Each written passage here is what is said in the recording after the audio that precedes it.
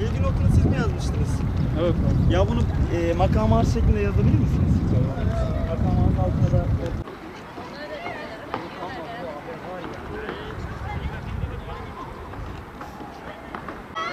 Baba göstereyim mi? İyiymiş o.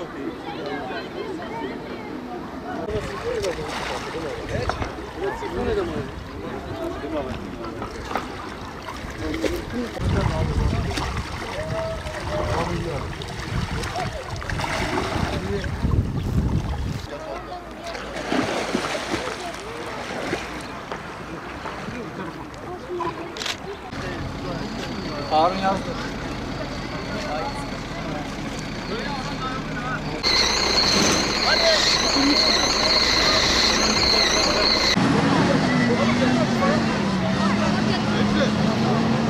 Tam sermayeli bir dahaki sermayeli bir bakışa bakmaz.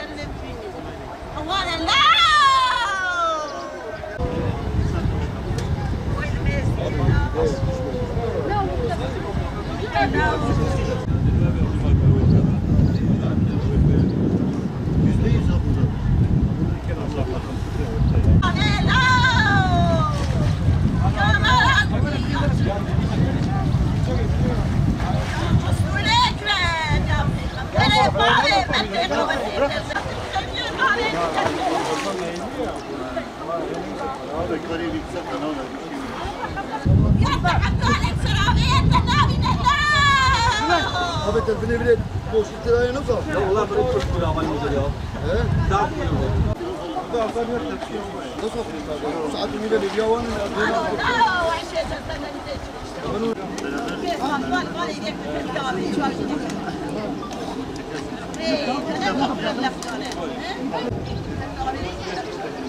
Amca sen gel bu tarafa. Onlar bunlar. Tamam gelsin. Olsun gelsin. Onlar çalışsın gel.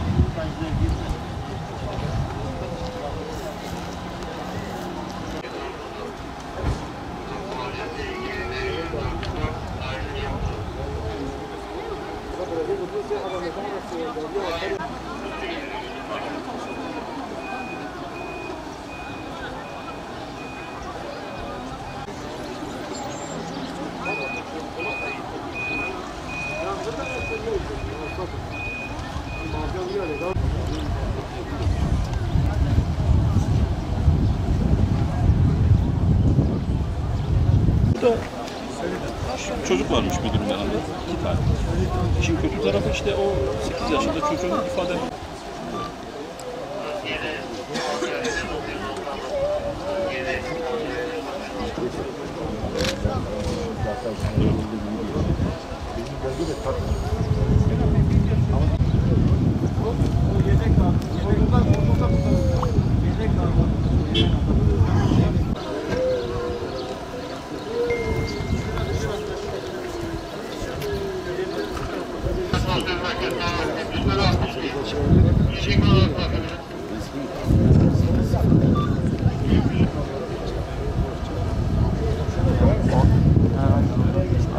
tane bak şey geldi. Araçlar geldi.